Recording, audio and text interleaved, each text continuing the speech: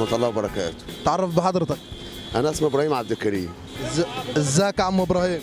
الحمد لله نحمد الله ونشكره. تمام 100 الحمد لله. عم ابراهيم، ايه راي حضرتك في لبس البنات الايام دي، البنات والصبيان، اللبس المقطع والمخرم بين الركبه والوراك؟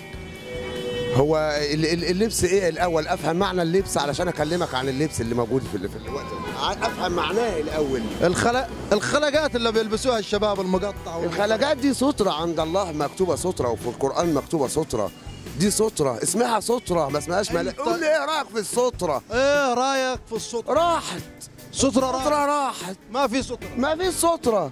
السترة هو يعني لا مؤاخذة، هو اللي بيستر ايه؟ ما احنا وشنا باين وايدينا باينه وقدمنا باين، يبقى السترة فين؟ في العورة. في العورة. العورة بقى خلص. العورة خلصت العورة. عن هيبانوا ايه باقي باين؟ يا حبيب قلبي، اللي ظاهر دلوقتي سترة بالنسبة لوجهة ناس أخرى.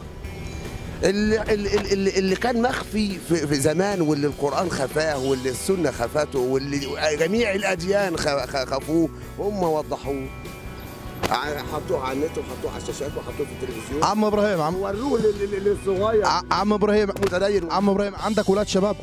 عندي ابن شاب. كم سنة؟ 19 سنة. ما بيلبسش بنطلون مقطع ولا مخرم؟ هو اللي اخترعه.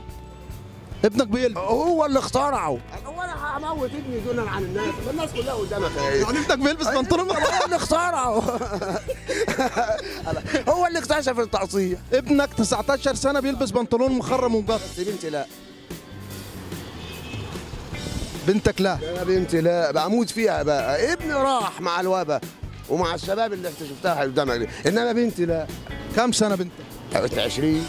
بسم الله ما شاء الله، ربنا يخليك. حاجه كمان اتفضل. البتاع بتاعها التنجيد بكره، والدخله بتاعتها الاسبوع الجاي اللي هو الحد اللي بعده، وعلى الله. كله على الله. كله على الله، بس اموت بمساتيرها. اما الولاد راح مع اللي راحهم، ده جيل، ده حكم جيل. هو انا هكلم الجيل. الولد او الراجل خلاص ما بيهموش، ما بيفرق معاه. الولد شاب، وهو اللي هيدير الكون من بعدنا. هو الشاب ده هو اللي هيدير الكون ده. بس متلائم مع بقى، متلائم مع مفروض عليك انت برضه ما تخلوش يلبس. المفروض ان انا اضربه 100 بلغه و36 طلقه في عورته واخلص عليه وانتهي. ليه ما بيلبس دلابيس؟ ما بيفهمش. ما بيفهمش. هو لو فهم كان يعري رجله من هنا. ما هو ده الخرم ده مش في رجله، الخرم ده في مخه. اتخرم في مخه، راح خرم رجله. ما هو المخ اتخرم من الاساس بتاع الواد، من اللي شايفه ومن اللي سامعه ومن اللي الناس كلها خلاص بقى تلبس مقطع ومخرم. لا ما اعرفش، حلو فشخ لا مؤاخذه يعني. حلو مش عارف ايه. حلو ايه؟ حلو فشخ. يعبر عن شيء كويس يقول لك فشخ يعني. طب وده لفظ. واذا كان عبر عن الفشخ دي حاجه، عبر عما بداخله، حاجه فشيخه. بالظبط، فشخانه. عبر عما بداخله بالفشخ. خد بالك من فشخانه دي، فشخانه. عبر عما بداخله بالفشخ. منتظر من امه ايه؟ منتظر منه ايه؟ فشخانه خالص. فشخانه على البحري. بس كويس الحمد لله اللي انت الواد خلاص هو كده فتحها فشخانه، لكن البنت انت محافظ عليها وربنا يستر. البنت ستر.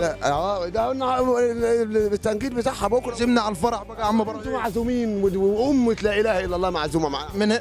من هنا ده مع عم ابراهيم اهوت بيعزم البلد كلها على حنه بنته بكره. انا في الخصوص عند الرشاح. يا جماعه. يعني محطه الرشاح من على الدائري هتلاقي تنجيد بنت. انزل حتى الوطن كله ينزل. ماشي يا عم ابراهيم، انا بشكرك جدا يا عم ابراهيم على الكلمتين الحلوين دول والله. العفو يا سعاده الباشا، العفو تحت. شكرا.